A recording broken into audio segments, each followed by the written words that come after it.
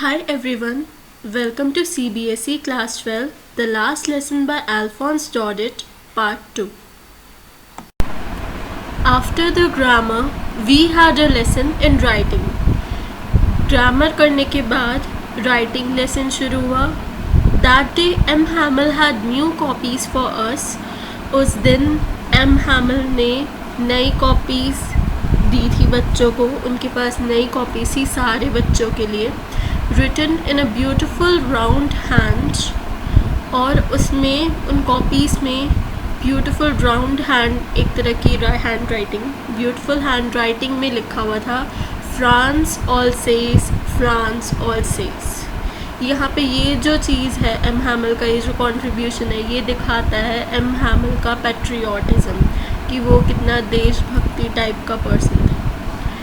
They looked like little flags floating everywhere in the schoolroom, hung from the rod at the top of our desks. और वो जो उसने जिस तरह से लिखा था वो बिल्कुल वैसा ही था.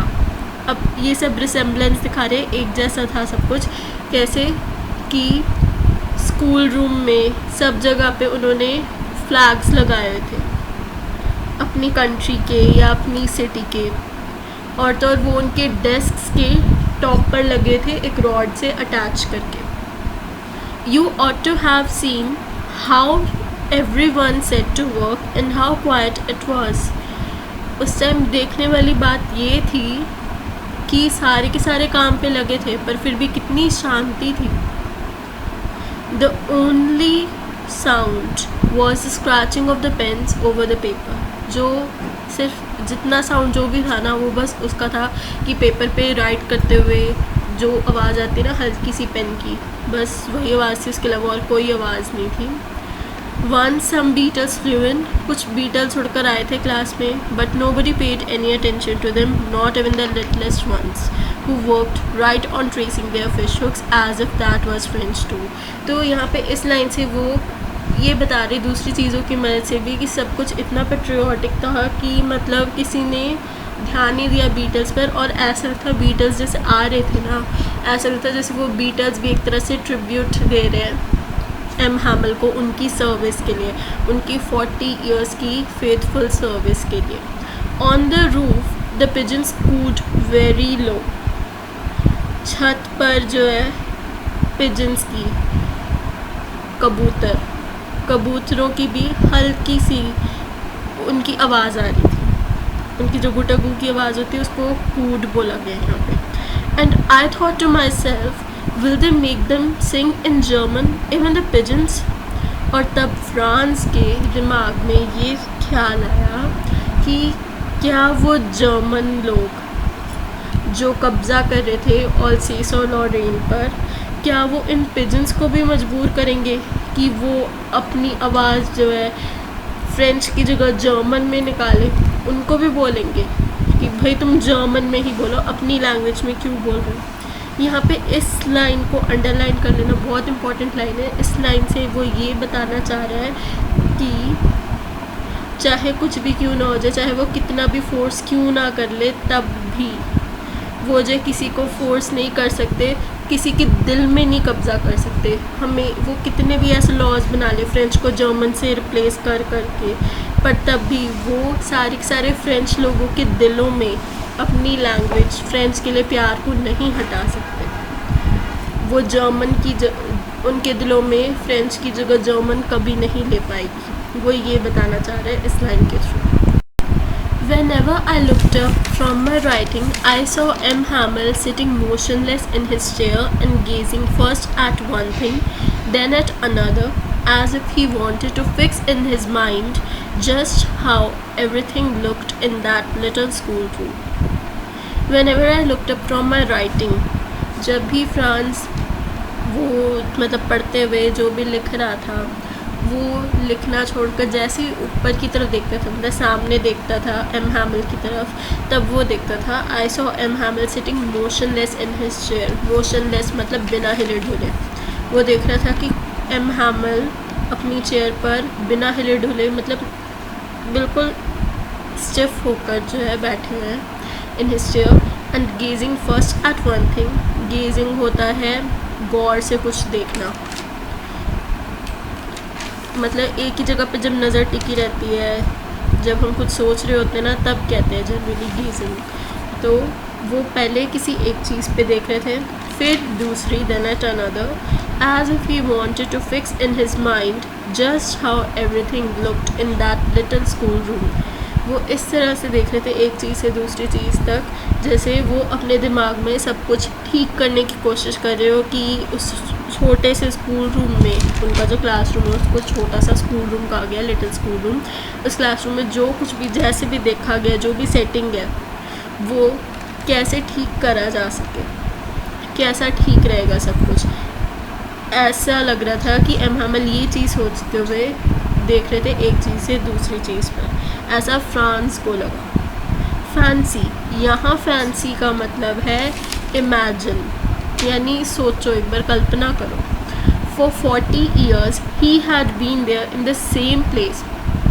वो अब सबको बोल रहे हैं कि सोचने की कोशिश करो, नरेटर हम सबको बोल रहे हैं कि सोचने की कोशिश करो, फैंसी, कि एम हैमल अपनी ज़िंदगी के 40 साल तक एक ही जगह रहा, सेम प्लेस, यहाँ पे उस क्लासरूम को कहा गया है, with his garden outside the window and his class in front of him। वो एक ही जगह पर था एम हैमल, उसका गार्डन उस खिड़की के ठीक बाहर और उसकी क्लास उसके बिल्कुल सामने। 40 साल तक वो ऐसा का ऐसा एक ही जगह पर रहा। जस्ट लाइक दैट, बिल्कुल वैसे ही उसने 40 साल अपनी ज़िंदगी के वैसे बिता दिए अपनी क्लास और गार्डन के पास। Only the desks and benches had been worn smooth. सब कुछ वैसा का वैसा था 40 साल से। उसकी वही क्लास थी, वही गार्डन था बाहर, सिर्फ डेस्क्स और बेंचेस जो ख़राब हो जाते हैं टाइम के साथ, टूट फूट जाते हैं, उनको बस ठीक करा गया होगा। The walnut trees in the garden were taller. और जो गार्डन में जितने भी अखरोट के पेड़ थे वॉलनट ट्री से, वो लंबे हो गए होंगे। And the hop vine that he had planted himself twined about the windows to the roof. Hop vine एक तरह का क्रीपर प्लांट होता है। तो और हॉप वाइन जिसको उसने खुद बोया था, जिसको खुद उसने उगाया था, वो जो है क्रीप करते करते जो है विंडो से रूफ़ की तरफ आ गया था, खिड़की से छत की तरफ आ गया था। How it must have broken his heart to leave it all. कितना बुरा लग रहा होगा, कितना दिल टूटने वाली बात होगी उसके लिए कि 40 साल से वो ये सब कुछ देख रहा था, उसको आदत सी पड़ गई थी, वो उसकी लाइफ का पार्ट बन गया था, वो उसकी लाइफ का हिस्सा बन गया था, सबको एकदम से छोड़ देना। पुअर मैन, बेचारा। To hear his sister moving about in the room above, packing their trunks, for they must leave the country next day. कितनी बेचारी कंडीशन में आ गया वो, कितना बेचारा हो गया वो। उसकी बहन भी जो ऊपर रहती थी, वो भी अपना सारा का सारा सामान जो है पैक कर रही है, इसका भी अपना भी, और ये सारे के और ये दोनों के दोनों जो है अब अगले दिन अपनी कंट्री ही छोड़ के जा रहे हैं। यहाँ कंट्री से मतलब ऑलसेस है, क्योंकि ऑलसेस में फ्रेंच लैंग्वेज की टीचिंग बंद हो गई है, फ्रेंच नहीं पढ़ाई जाएगी। तो अब वो फ्रेंच टीचर है, तो ऑब्वियसली वो ऑलसेस में तो उसको कहीं जॉब मिलेगी नहीं, तो बाकी किसी और स्टेट में, किसी और कंट्री में ही जाएगा वो। तो वो अपनी जगह अब छोड़ कर जा रहा है, कितनी बुरी बात है उसके लिए। But he had the courage to hear every lesson to the very last.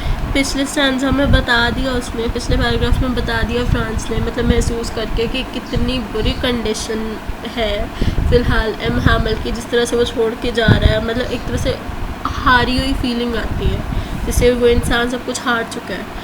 But he had the courage to hear every lesson to the very last. पर फिर भी इतनी हिम्मत थी, इतना करेज था उसमें कि वो हर लेसन को, वो हर बच्चे से ना खड़ा करा कर लेसन रिपीट करवा रहा था, जैसे उसने पहले फ्रांस से करवाया था। तो वो वही बोल रहे कि फिर भी उसमें जो इतनी हिम्मत है एम हैमल में कि तब भी जो है आखिर तक हर लेसन सुनने की हिम्मत रख रहा है वो, जबकि उसको पता है वो फ्रेंच नहीं पढ़ा पाएगा अपनी जगह पर। After the writing we had a lesson in history. फिर राइटिंग के बाद हिस्ट्री का लेसन शुरू हुआ था। And then the babies chanted their ba be bi बोबू।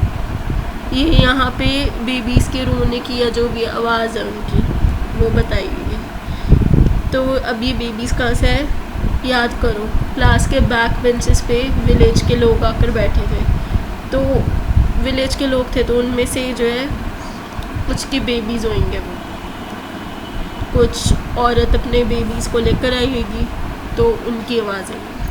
Down there at the back of the room, old Hauser had put on his spectacles and और फिर room के बैक में जो लोग बैठे थे उनमें से जो हॉजर था, ओल्ड हॉजर था, उसने जो अपने स्पेक्स डाले, अपना चश्मा पहना, holding his primer in both hands, अपनी वो एक बुक क्या है उसका नाम प्राइमर है, ठीक है, उस बुक को प्राइमर कहते हैं। प्राइमर को दोनों हाथ में पकड़े हुए spelled the letters with them, और साथ में जो उसने लेटर्स जो है उसमें कुछ शब्द लिखे हुए थे उनको बोलना शुरू करा। You could see that he too was crying, देखा जा रहा था, दिखता था वो साफ साफ कि वो भी रो रहा था। His voice trembled with emotion and it was so funny to hear him that we all wanted to laugh and cry. मतलब वो इस तरह से मतलब वो बोल रहा था कि उसकी आवाज़ इतनी ज़्यादा भावुक होकर इतनी इमोशंस के साथ जो है हिल रही थी, कांप रही थी उसकी आवाज़। और वो इतना मतलब और कोई ऐसे बोलता है ना वैसे तो हंसी आती है, ठीक है, काफ़ी फ़नी लगता है हमें, मतलब इतना ज़्यादा हो रहा था ना वो कि मतलब हंसी भी आ रही, हंसी कि सब हंसना भी चाहते थे पर बात इतनी दुख वाली थी कि सारे के सारे साथ में रोना भी चाहते थे।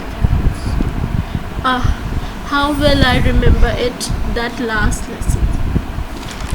अब फ्रांस कह रहे कि कितनी अच्छी तरह से मेरे को याद है वो दिन, वो लास्ट लेसन वाला दिन।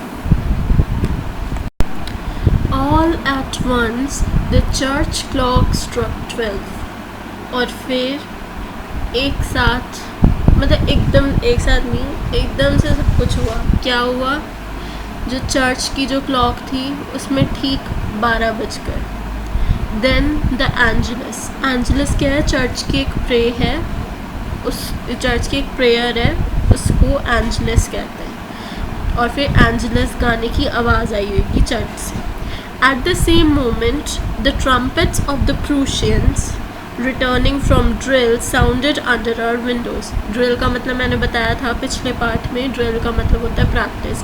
जनरली जो भी डिफेंस टीम्स होती हैं जैसे आर्मी, एयरफोर्स, इन सब की प्रैक्टिस के लिए ड्रिल बोलते हैं, सोल्जर्स के लिए ना जनरली, तो इनकी प्रैक्टिस के लिए ड्रिल वर्ड यूज़ होता है। Eight the same moment the trumpets of the Prussians returning from drill, और उसी वक्त जैसी एंजलस की आवाज़ आई उसी मोमेंट में, उसी पल में प्रूशियंस की ट्रम्पेट की आवाज़ आई, उनके बाजे की आवाज़ आई, एक तरह से बाजे जैसे इंस्ट्रूमेंट होता है वो, ठीक है, उसकी आवाज़ आई उनकी प्रैक्टिस से वापस आने के वक्त। उनकी प्रैक्टिस से जब वो वापस आते तब ऐसी आवाज़ आती है। साउंडेड अंडर आवर विंडोज़, उनको उनकी विंडोज़ से आवाज़ आई ऐसी। M Hamel stood up, M Hamel उसी वक्त खड़े हो गए अपनी चेयर से। वेरी पेल, रंग उड़ गया था उनके मुँह का, उड़ा हुआ था उनका रंग, फीका सा पड़ गया था चेहरा, उसके लिए पेल बोलते हैं। इन हिज चेयर, वो अपनी चेयर से खड़े हुए। I never saw him look so tall, उससे पहले कभी भी इतने ऊंचे नहीं लगे। यहाँ टॉल से मतलब हाइट में लंबा नहीं है, मेटाफोरिकली यूज़ हुआ है ये वर्ड, ये लाइन। इसमें मेटाफोरिकली ये मतलब है काफ़ी वो कॉन्फिडेंट थे एक तरह से। वो कॉन्फिडेंट क्यों थे ऐसे मोमेंट में, इसका रीज़न है उनकी कॉन्फिडेंस का, उन्होंने अपनी जो 40 इयर्स की जो फेथफुल सर्विस दी उसके लिए वो कॉन्फिडेंट थे अपने जाने के वक्त। तो I never saw him look so tall. My friends, मेरे दोस्तों, सेड ही, किसने बोला, अब जो ये अपॉस्ट्रोफी में जो डायलॉग्स आ रहे हैं ये सारे के सारे एम हैमल ने बोले हैं इस स्टैंजा में, ठीक है, इस पैराग्राफ में। माय फ्रेंड्स, मेरे दोस्तों, ये भी एम हैमल ने कहा, सेड ही, एम हैमल ने कहा। आई एम हैमल काफ़ी अटक रहे थे, ठीक है, उनका गला ना भर आया था। But something choked him, choked का मतलब ये होता है कि एकदम से गला भर आना। एक तो खाना खाते खाते भी कभी कभार चोक हो जाता है गला, और जनरली चोक तब भी होता है अगर कोई किसी का गला घोट रहा है तो तब सांस नहीं आ रहा, वो भी चोक होता है। और यहाँ पे चोक से मतलब है गला भर आया, जैसे हम रोने को होते हैं पर रो नहीं रहे होते हैं, गला भर आता है ना, भारी सा हो जाता है अंदर कुछ, तो वो होता है चोक्ड। तो उनकी आवाज़ को किसी ने चोक कर दिया था। किसने? उनकी सैडनेस ने। He could not go on, वो आगे नहीं बोल पाए, बस इतना ही बोल पाए, my friends I. Then he turn to the blackboard, तो उन्होंने क्या करा, वो ब्लैक बोर्ड की तरफ घूम गए। took a piece of chalk and bearing on with all his might, और फिर चौक का एक पीस लिया और अपनी पूरी स्ट्रेंथ, अपनी सब कुछ, अपनी पूरी हिम्मत के साथ, इधर माइट का मतलब है हिम्मत, ताकत, सब कुछ, अपनी पूरी जान लगाकर उन्होंने जो है लिखा ब्लैक बोर्ड पे। He wrote as large as he could vive la France, वो जितना बड़ा लिख सकते थे उन्होंने लिखा अपनी पूरी हिम्मत के साथ, विवेला फ्रांस। विवेला फ्रांस इसका मतलब है लॉन्ग लिव फ्रांस, यानी हम जैसे बोलते हैं ना अपनी कंट्री के लिए कि हम कहते हैं ना जय हो, उसकी जगह पे वो लोग ये बोल रहे विवेला फ्रांस, लॉन्ग लिव फ्रांस, यानी लंबी उम्र हो फ्रांस की, लंबा जिए फ्रांस। देन ही स्टॉप्ड, और फिर वो रुक गए वो सब लिखकर, and leaned his head against the wall. Lean का मतलब होता है साथ में कुछ लगाना या सहारा लेना, ठीक है, उसके लिए मतलब थोड़ा सा हम आगे को करके या थोड़ा पीछे को, मतलब थोड़ा सा सहारा लेते ना जैसे सर को, तो उन्होंने वही करा, वो रुक गए और दीवार के साथ अपने सर को थोड़ा सा लटका कर सहारा लिया, अपने सर को दीवार के सहारे लगाया। एंड विदाउट अ वर्ड, और बिना कुछ भी बोले, he made a gesture, gesture होता है इशारा, उन्होंने इशारा करा to us with his hand, हाथ से इशारा करा हमें, school is dismissed you may go. उन्होंने ऐसा कुछ नहीं बोला, उन्होंने बस इशारे से उनको जाने का इशारा करवाएगा हाथ हिलाकर। उसका यही मतलब था कि अब स्कूल बंद, मतलब आज का काम हो गया, आज के लिए स्कूल बंद, स्कूल ख़त्म आज के लिए, डिसमिस तभी बोलते हैं, क्लास इज डिसमिस कहते हैं, यानी आज की क्लास ख़त्म, यू मे गो, अब तुम जा सकते हो। ये था हमारा चैप्टर। अब इसका थीम क्या है, तुम्हारी एनसीईआरटी में थीम दिया, पता है क्या, एनसीईआरटी के कुछ सर्टन वर्ड्स लिखोगे ना ज़्यादा मार्क्स मिलेंगे, क्योंकि गवर्नमेंट, क्योंकि देखो तुम्हारा सीबीएसई है, सीबीएसई तुम्हारी एनसीईआरटी की स्कूल्स प्रिस्क्राइब कर रहा है, ठीक है, तो वो वही चाहते हैं ना कि हाँ तुम उनकी बुक का लिखो, तो इसलिए कुछ वर्ड्स एनसीईआरटी के लिखने ज़रूरी है बोर्ड एग्ज़ाम में, 12th है ऊपर से, तो तुम्हें ज़्यादा मार्क्स मिलेंगे, क्योंकि वो तो एक आंसर की से चेकिंग करते हैं, और वो जो उनको आंसर की मिलती है एग्ज़ाम में एग्ज़ामिनर्स को, वो एनसीईआरटी से बनाई गई होती है। तो एनसीईआरटी के वर्ड्स लिखो, पर जहाँ पर कुछ मतलब राइटिंग स्टाइल में कुछ अलग है ना, जैसे उसमें अ पीपल लिखता है, अ पीपल कुछ नहीं होता, अ पर्सन होता है, अ पीपल नहीं होता लोगों के लिए, ठीक है, तो उस चीज़ को तो तुम करेक्ट लिखोगे ग्रामेटिकली, पर जो कुछ शब्द है वो उसके लिखोगे तो बेहतर रहेगा। अब इसमें थीम दिया है, the pain that is inflicted on the people of a territory by its conquerors by taking away the right to study or speak their own language।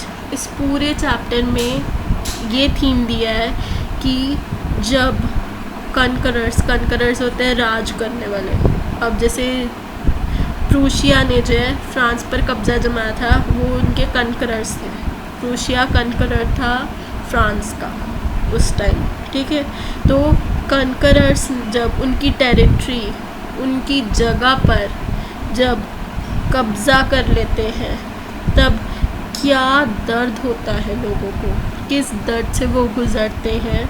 Bye taking away the right to study और speak their own language, किस type का दर्द, जब उन लोगों से जो शिकार हुए हैं उस राज का, जैसे वो फ्रेंच लोग हैं इस स्टोरी में, उनसे जब उनके पढ़ने, या लिखने या बोलने का जो राइट है, उनके पास अधिकार है उनकी खुद की लैंग्वेज फ्रेंच के लिए, तब उनको कितना दर्द महसूस होता है, किस तरह के दर्द से वो गुजरते हैं। इस पूरे चैप्टर का ये थीम है, बेसिक थीम। ये ज़रूर लिख लेना, अच्छे मार्क्स मिलेंगे। फिर सब थीम भी है।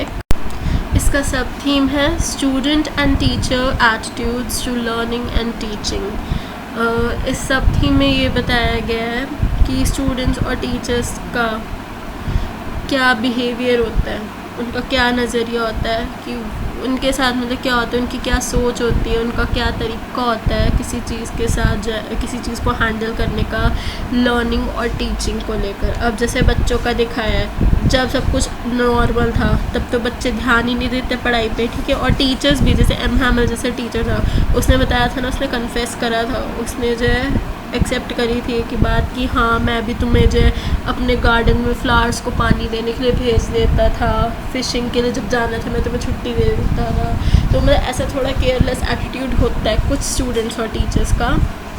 तो उसमें यही बताया, पर जब ऐसी कोई प्रॉब्लम आ जाती है, जैसा अब इनके साथ हुआ, अब इनकी फ्रेंच लैंग्वेज ही बंद हो रही थी पढ़ने लिखने के लिए, स्कूल से हट रही थी, तो अब ऐसे में जो है इनका एटीट्यूड कितना चेंज हो गया। एक दिन में इतने अच्छे से सब अपना पूरा दे रहे थे कि जैसे पूरी भाषा उसी दिन सीख लेंगे, पर अगर वो पूरा टाइम ऐसे करते तो कितना अच्छा होता।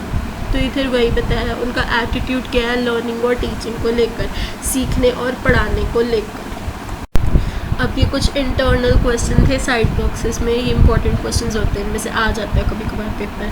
तो पहला है, what was Franz expected to be prepared with for school that day.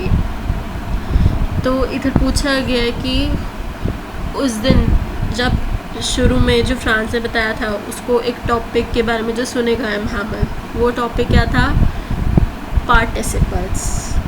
तो इधर वही बताना, वही पूछा गया कि क्या जो है फ्रांस एक्सपेक्टेड था प्रिपेयर कर कर आने के लिए स्कूल में, ठीक है। तो इधर पार्टिसिपल्स आएगा आंसर।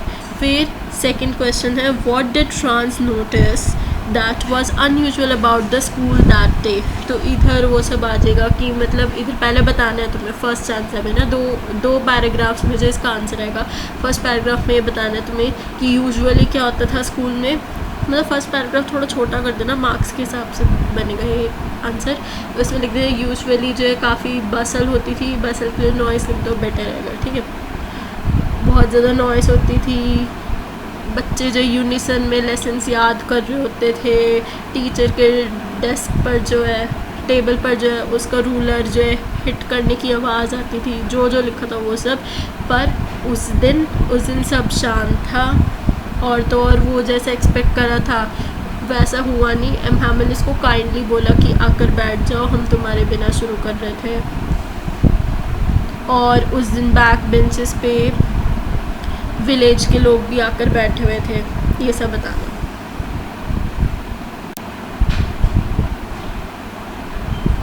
और फिर थर्ड क्वेश्चन है, what had been put up on the bulletin board. Bulletin board, वो जो नोटिस बोर्ड था उसमें क्या था, क्या लिखा गया था उसमें, ऐसा क्या था। तो उसमें ये बता देना है, उसमें ये बताया गया था कि प्रूशियंस का ऑर्डर है कि in the schools of Alsace and Lorraine French will not be taught any more, German will be taught in place of French, ये लिखना। नेक्स्ट क्वेश्चन है, what changes did the order from Berlin cause in school that day. उस दिन school में क्या क्या changes आए थे बर्लिन के ऑर्डर की वजह से। अगेन ये वही क्वेश्चन है, इसको थोड़ा चेंज करके पूछा गया है। अगर ये 6 मार्क्स में आता तो ये भी बता देना कि एग्जैक्टली क्या ऑर्डर आया था। बर्लिन में ऑर्डर आया था कि अब जो ऑल्सेस और लॉरेन के स्कूल्स में फ्रेंच नहीं पढ़ाई जाएगी, इसकी जगह जर्मन पढ़ाई जाएगी। और फिर उस वजह से जो है क्लास में क्या क्या चेंजेस थे ये बताने हैं। वही बात है सारी की सारी कि फ्रांस जब लेट आया था उसको कोई आवाज़ ही, कोई शोर नहीं सुना, सारे के सारे बच्चे पहले से ही अपनी प्लेसेस पे बैठे हुए थे। और एम हैमल जो है उसको काइंडली कहते कि अपनी सीट पर जाकर बैठो, हम तुम्हारे बिना शुरू कर रहे थे।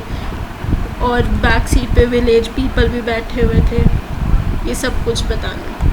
वो विलेज पीपल भी जो क्लास अटेंड कर रहे थे, तब जो है एम हैमल ने जब बताया सबको कि अब से जो है फ्रेंच नहीं पढ़ाई जाएगी, जर्मन पढ़ाई जाएगी, और तो और मतलब उन्होंने तो फिर सारे बच्चे जो है अटेंटिवली सुन रहे थे अच्छे से, सबको सब कुछ फ्रांस को जो है सब कुछ बहुत इजी लग रहा था।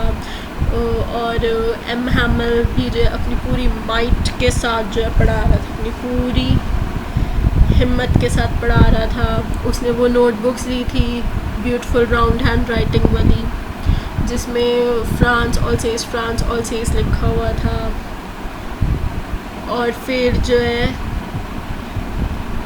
बस ये सब भी था, वैसे ये सब कुछ लिखना है, ठीक है, क्या क्या चेंजेस आए थे। और फिर नेक्स्ट क्वेश्चन है, how did Franz feeling about M Hamel and school change. तो इधर बताने कि पहले फ्रांस के लिए जो है उसके एम हैमल काफ़ी क्रैंकी होते थे, मतलब काफ़ी डरावने होते थे, सीरियस अजीब से स्ट्रेंज होते थे उसके लिए। और उनका रूलर भी जो है उनका स्केल भी उनको बहुत डरावना लगता था, और तो उनको कुछ नहीं समझ आता था कि क्या पढ़ाते हैं, और उनको वो सारी की सारी बुक्स जब बर्डन लगती थी। पर फिर जब बर्लिन से वो ऑर्डर आया था, क्या ऑर्डर आया था वो बता देना। उस ऑर्डर के बाद जब उसको पता चला कि अब वो फ्रेंच और नहीं पढ़ेगा, तब उसको उसकी बुक्स जो वो ओल्ड फ्रेंड्स लग रही थी, which he can't give up, which he couldn't give up, ठीक है। और ये भी बता देना कि अब उसको एम हैमल पे जो है तरस आ रहा था, उसको वो पुअर मैन लग रहा था। पुअर मैन मतलब बेचारा, गरीब नहीं, बेचारा के लिए बोला पुअर मैन। उसको वो बेचारा लग रहा था, उसके लिए कितना बुरा लगता था, उसको सब कुछ समझ आ रहा था, उसको पता चला कि वो कितना अच्छा है। तो ये सब कुछ लिखते हैं। और उसको फ्रेंच पहले कितनी बुरी लगती थी, पर अब उसको अच्छी लगती है, ये भी बता देना। अब फाइनली बैक एक्सरसाइज का पहला क्वेश्चन है, the people in this story suddenly realise how precious their language is to them, what shows you this, why does this happen. तो अब यहाँ वही बता रहे कि अब देखो एकदम से लोगों का व्यू बदल गया, लोगों की सोच बदल गई उनकी लैंग्वेज को लेकर। पहले फ्रांस जैसे लोग जो है कितना बर्डन समझते थे उस लैंग्वेज को, क्योंकि उनको समझ भी नहीं आती थी। पर फिर जब से पता चला कि अब वो नहीं और पढ़ पाएंगे, तब एकदम से उनको रियलाइज़ होता है कि मैंने पढ़ा ही नहीं हो, अब कैसे वो जो ऐसे हो सकता है। तो यही बात बोली गई है, what shows you this, why does this happen. तो यहाँ पे ये बताना है कि पहले उसकी केयरलेसनेस थी, पर अब ये जब हुआ इस वजह से जो उसके अंदर की पेट्रियोटिक फीलिंग्स जागी है। Now as a patriot he wants to embrace every remaining moment by learning that language, ठीक है। अब लास्ट में जब उसने कितना अच्छे सुना ना, उसको समझ भी आया, तो ये चीज़ लिखनी है, इसको अच्छे से एक्सप्लेन कर देना। व्हाई डज दिस हैपन, तो इधर लिख देना कि ये तब होता है कि जब हम इम्पोर्टेंस नहीं देते, पर ऐसी प्रॉब्लम जैसे ये वॉर वाली प्रॉब्लम है, इस टाइप की प्रॉब्लम के बाद जो है हम जो उसको खोने के डर से उसको इम्पोर्टेंस देने लगते हैं, ये चीज़ आएगी। फिर नेक्स्ट क्वेश्चन है, Franz thinks will they make them sing in German even the pigeons, what could this mean. इसका मैंने मीनिंग बता दिया था चैप्टर में ही, ध्यान से सुना होगा ज़रूर, फिर भी एक और बार बता देती हूँ। इसका मतलब ये है कि अब वो लोग फोर्सफुली, जो प्रूशियंस है वो फोर्सफुली सारे के सारे फ्रेंच लोगों से उनकी लैंग्वेज पढ़ने लिखने का जो है राइट छीन रहे ऑलसेस इन लॉरेन में, ठीक है। ऐसे वो रूल्स फोर्स तो कर सकते हैं, ज़बरदस्ती ठोक सकते हैं, पर वो लोगों के दिलों से क्या, उनका जो इनहेरेंट लव है, जो बेशुमार प्यार है उनकी लैंग्वेज को लेकर, फ्रेंच को लेकर, क्या वो उसको भी हटा सकते हैं, उसको बदल सकते हैं जर्मन से? नहीं, वो ऐसा नहीं बदल सकते। तो ये मतलब है उसका पिजन से, ठीक है। बेसिकली उसका ये मतलब था उस पिजन्स वाली लाइन से, ये लिख देना। कई बुक्स में बहुत सारे मीनिंग लिखे हैं, पर ये ही इसका करेक्ट मीनिंग है। वो पिजन्स वाला क्वेश्चन थोड़ा इम्पोर्टेंट है, तो अच्छे से समझ लेना उसको मैंने जो बताया। फिर अब ये आगे कुछ चीज़ें हैं, ये थोड़े से मतलब हायर ऑर्डर थिंग्स किस में आ सकती है, वैसे इतनी इंपॉर्टेंट नहीं पर आ भी सकती हैं. When a people are enslaved, as long as they hold fast to their language, it is as if they had the key to their prison. ये मैंने उसका मतलब बताया था फर्स्ट वीडियो में. अगर पार्ट 1 नहीं देखा तो पार्ट 1 देख लेना, उसमें मैंने बताया हुआ है इस लाइन का मतलब. इसमें बेसिकली ये कह रहे कि लोग जब एनस्लेव हो जाते हैं यानी एक तरह से कैदी बन जाते हैं. ये एम हैमल ने ना स्टेटमेंट बोला था, इसका मीनिंग मैंने समझा दिया था उस वीडियो में. तो इसका आंसर ये आएगा कि वो अपनी लैंग्वेज के थ्रू अपने कल्चर से कनेक्टेड रहते हैं, जुड़े रहते हैं. तो उस वजह से, उस जोड़ की वजह से उनमें एक हिम्मत आती है, एक साहस आता है कि वो अपनी कंट्री को आज़ाद कर लेते हैं. इस चीज़ को अच्छे से एक्सप्लेन करना है, ठीक है. इसमें बेसिकली ये चीज़ बतानी है, समझानी है अपने वर्ड्स में. अब ये थोड़े एमसीक्यूज़ हैं, ये आ भी सकते हैं, ठीक है. वो जो तुम्हारे आरटीसीज होते हैं ना उसमें आ सकते हैं. मतलब जो है तुम्हें टेक्स्ट दे देते चैप्टर में से, उसके बेसिस पे क्वेश्चन पूछते हैं, उसमें आने के चांसेस है इसके. तो इसमें पहला है what a thunderclap these words were to me. मैंने थंडर क्लैप का मतलब बता दिया था, एक शॉक जैसा होता है वो. तो लाउड एंड क्लियर नहीं, ये मतलब नहीं है इसका. स्टार्टलिंग एंड अनएक्सपेक्टेड, हाँ ये है. प्लेजेंट एंड वेलकम भी नहीं है. स्टार्टलिंग मतलब अचानक, अनएक्सपेक्टेड मतलब जो हमने सोचा नहीं था. तो startling and unexpected. When a people are enslaved, as long as they hold fast to their language, it is as if they had the key to their prison. Hold fast to, इसका मतलब बताना है इसमें, ये पूरी line का ही बताना है. Do not lose their language, या are attached to their language, या quickly learn the conqueror's language. इसका आंसर है are attached to their language.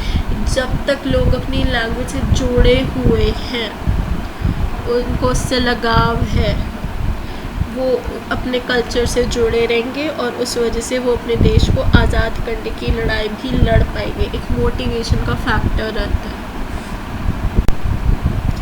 फिर थर्ड क्वेश्चन है don't go so fast, you will get to your school in plenty of time.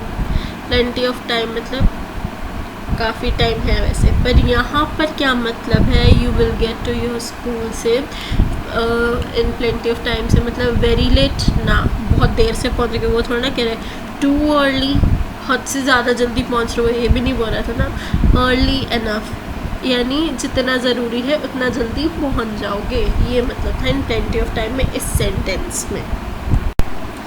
Last MCQ है I never saw him look so tall. इसका मतलब मैंने समझा दिया था. इधर लुक सो टॉल से उसका मतलब था कॉन्फिडेंट, उसको काफ़ी गर्व था अपनी 40 years ऑफ फेथफुल सर्विस के लिए. तो इधर आएगा M Hamel had grown physically taller, ना. स्टड ऑन द चेयर, ना.